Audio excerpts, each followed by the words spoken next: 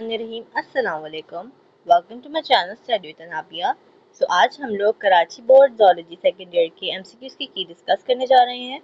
Right, सबसे पहले हमारे पास एमसीक्यू है। सबसे पहले हम सेक्शन ए डिस्कस करेंगे, then section B and then eventually we are going to move on to section C. ठीक है, तो सबसे पहले हमारे पास एमसीक्यू है, renal cortex produces an important hormone necessary for the synthesis of RBCs। अब RBCs की प्रोडक्शन है ना, तो उसका करेक्ट आंसर हमारे पास एरिथ्रोपोइटिन। थोड़ा पतला कर देती हूँ। ओके, नेक्स्ट है हमारे पास the joint that holds by dense connective tissue contain collagenous fibre. अब देखें यहाँ पे क्या वर्ड आ रहा है, फाइबर, तो इसका क्या होगा answer correct, fibrous joints, simple. ठीक है, नेक्स्ट है हमारे पास the largest part of human brain is, इसका करेक्ट आंसर हमारे पास forebrain. Then we have this hormone stimulates the contraction of uterine muscles. तो हमारे पास करेक्ट आंसर क्या है, ऑक्सीटोसिन। इसको हम बर्थ हार्मोन भी इसीलिए कहते हैं। साथ में इसका एक और फंक्शन भी है जो कि है मिल्क इजेक्शन। ऑक्सीटोसिन और एडीएच दोनों हाइपोथैलेमस के हार्मोन है, जबकि इनको रिलीज पोस्टीरियर पिट्यूटरी करता है।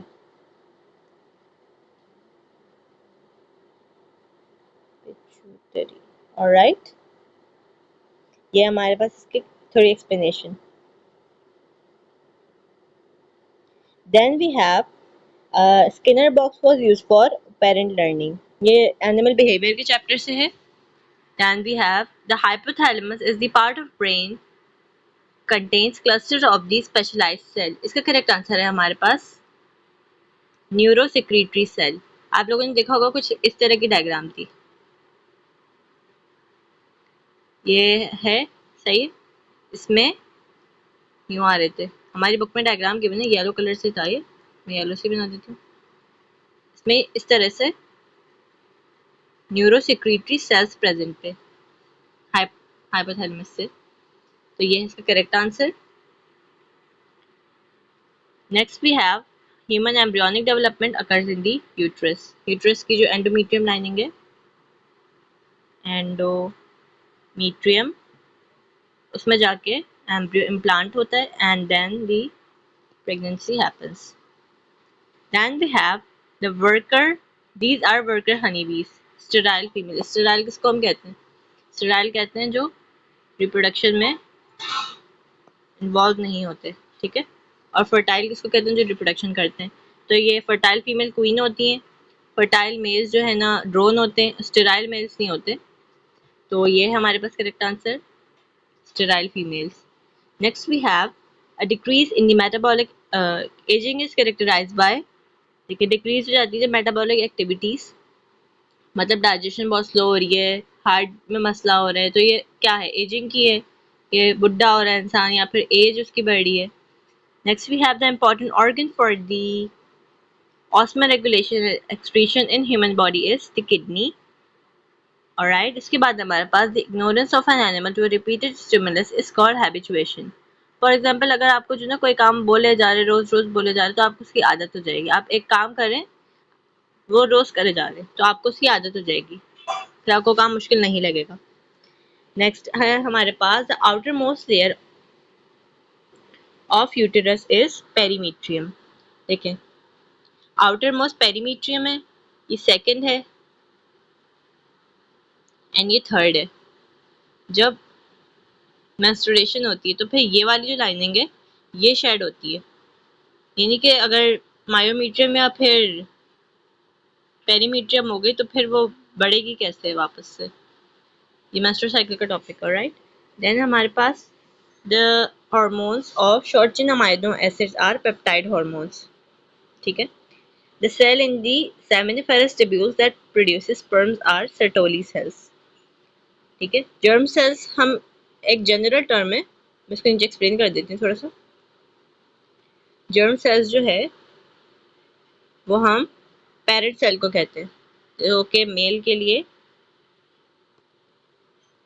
लिए है spermatogonia, spermatogonia. And for females के लिए क्या है? oogonia. ठीक है, एक जनरल टर्म है। अब मैं इसको इरेज कर देती हूँ।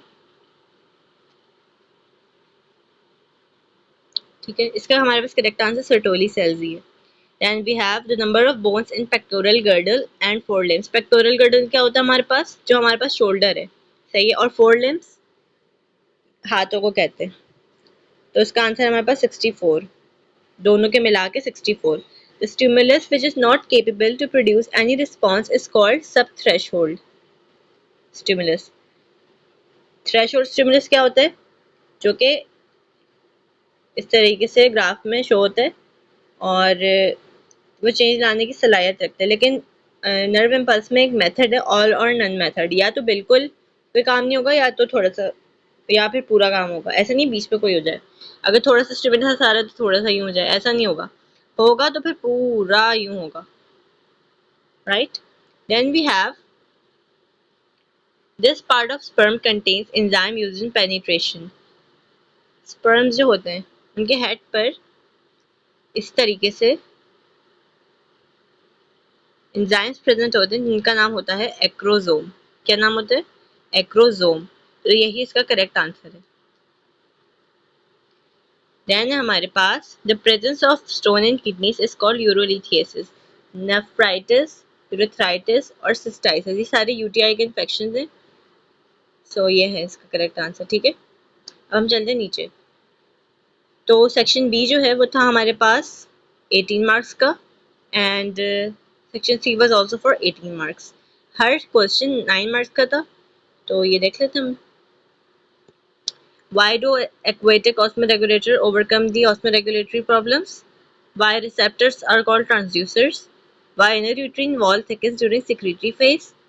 Why testes descend down in human male before birth? Why monozygotic twins have same sex? Why are skeletal muscles get fatigue while cardiac muscles do not? Why does the pancreas function as both as an endocrine and exocrine gland?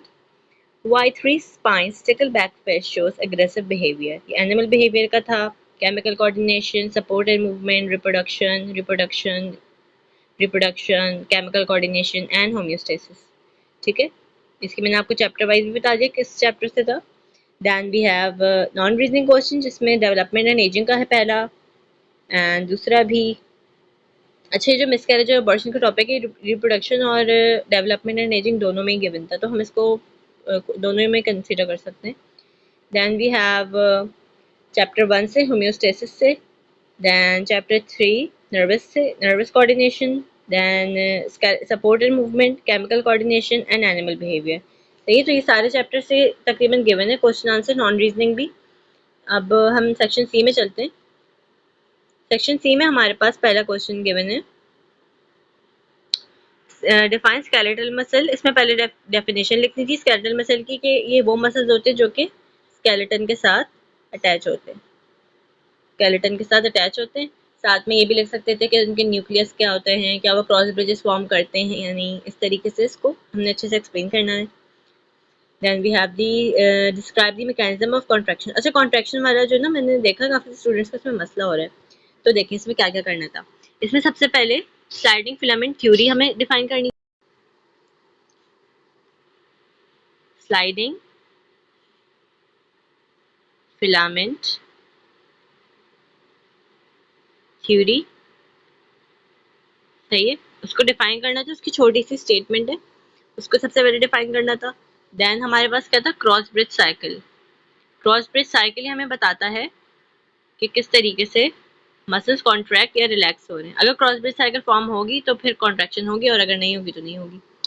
अच्छा, मैंने आपको explain कर दिया इसमें क्या क्या define करना था। इसको हम इरेज कर देते, ठीक है, ओके। उसके साथ डायग्राम भी बनती, कौन कौन सी? एक तो ये वाली बनती,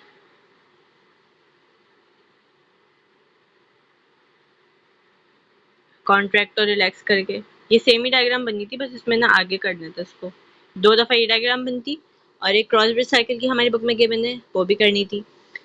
उसके बाद हमारे पास define nerve impulse, explain resting membrane potential. सबसे पहले इसमें नर्व इम्पल्स की डेफिनेशन आनी थी, ठीक है।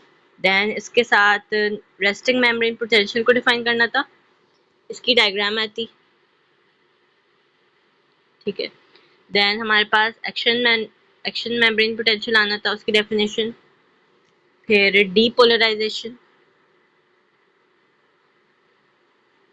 और फिर रीपोलराइजेशन एंड देन हमारे पास क्या था, साइनैप्स, या साइनैप्स था फिर हमारे पास। अगर आप चाहें तो आप इसके साथ भी डायग्राम बना सकते हैं। जो पेपर देके आ चुके हैं वो तो नहीं बना सकते, लेकिन अब जो न्यू नेक्स्ट ईयर पेपर देंगे तो उनके लिए मैं ये बता रही हूँ कि आप यहाँ पे भी डायग्राम बना सकते हैं। बुक पे सिंपल सी डायग्राम गिवन है, मैं आपको बता देती हूँ कैसी है, ठीक है। रफ सी बना देती हूँ, देखें। इस तरीके से हमारी बुक के अंदर डायग्राम गिवन है। उसमें ये न्यूरोट्रांसमीटर्स दिखा देते थोड़े से, सही कि ये इसमें जो ना ये ट्रांसफ़र हो रहे हैं, ये है। Right, I hope that's clear. Then we have what is nephron, और नेफ्रॉन को डिफाइन करना था कि स्ट्रक्चरल और functional unit of the kidney है ये। साथ में फंक्शन ऑफ न्यूरॉन में क्या डिफाइन करना था, हमें यूरिन फॉर्मेशन बताना था, जिसमें ultra filtration, selective reabsorption, tubular secretion and counter current mechanism. सही, काफ़ी ज़्यादा लॉन्ग क्वेश्चन था। सो या इसी के साथ हमारे पास चॉइस में गिवन था ट्राइमेस्टर्स। ट्राइमेस्टर को कैसे डिफाइन करना, हमें सबसे पहले हमें ट्राइमेस्टर की इंट्रोडक्शन देना था, ट्राइमेस्टर का इंट्रोडक्शन देना था। देन हमारे पास जो बुक में चार्ट गिवन, बुक में इस तरीके से चार्ट गिवन था जिसमें हर ट्राइमेस्टर में जो जो चेंजेस आ रही हैं वो उसमें क्लियरली मेंशन थी, तो हमें वो लिखना था। फर्स्ट में क्या हो रहा है, सेकंड में क्या हो रहा है, में कितने मंथ होते हैं, 3, हर किसी में 3-3 मंथ होते हैं। देन हमारे पास थर्ड में क्या हो रहा है, ठीक है। इस तरीके से हमें ये डिफाइन करना था। तो काफ़ी ज़्यादा इजी ज़ूलॉजी का। आई होप कि आप लोगों को मेरी वीडियो पसंद आई होगी। If you like my today's video, where is my pen, if you like my today's video, don't forget to like and subscribe to my channel and share it with your friends ताकि उन लोगों की भी help हो सके। मैं मिलती हूँ आप लोगों से नेक्स्ट वीडियो में। अपना ख्याल रखें और मुझे अपनी दुआ में याद रखें। अल्लाह हाफिज़।